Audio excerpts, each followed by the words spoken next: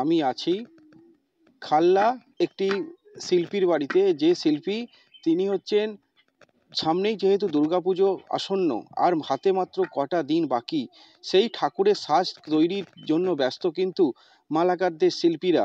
আজকের এই মালাকার শিল্পীরা তারা কিন্তু হাতের কাজ নিয়ে এতটাই ব্যস্ত যে এই কাজ তারা শুরু করে দিয়েছেন গত বৈশাখ জ্যৈষ্ঠ মাস থেকেই।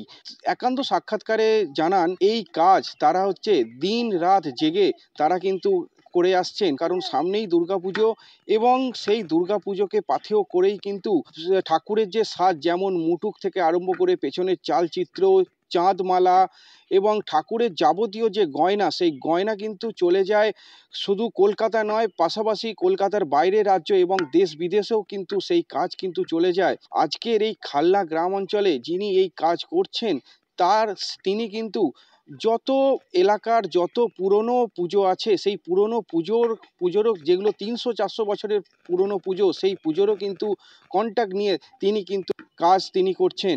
তো কাজ হচ্ছেই, আরো কাজের অসুবিধা হয়ে যাচ্ছে কি, আমাদের তো অর্থের ব্যাপারটাকে যোগান দেওয়ার ব্যাপার আছে, যার ফলেতে একটুকুনি ঢিমে তালে মাঝে মাঝে হয়ে যায়। আর অর্থ যদি এই গরিব মানুষের যদি এই ক্ষুদ্র কুটির শিল্প করে এতখানি পেট চালিয়ে অ্যাভেলেবেল যদি পয়সা থাকতো, আমার যদি পুঁজি থাকতো, এটাকে ব্যাপক হারে করা যেত। ভালোই চাপ আছে। হ্যাঁ, এখন প্রায় রাত্রি 2-2:30 পর্যন্ত আমাদের কাজ করতে হচ্ছে, নাহলে কাজ সব তোলা যাচ্ছে না। তারপরে কিছুদিন আগে এত প্রাকৃতিক দুর্যোগের জন্য, মানে ওয়েদার খারাপের জন্য কাজ অনেকটা মানে পিছনে চলে গেছে। এবার সেই কাজটা কাম ডাউন করতে হচ্ছে আমাদেরকে, রাত দিন এক করে। যাবতীয় গয়না আর কি তৈরি হয় এখানে।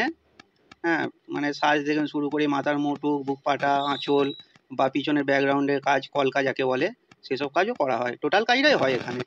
আমার শহর আমতার খাল্লা থেকে রূপম দাস, কলকাতা টিভি।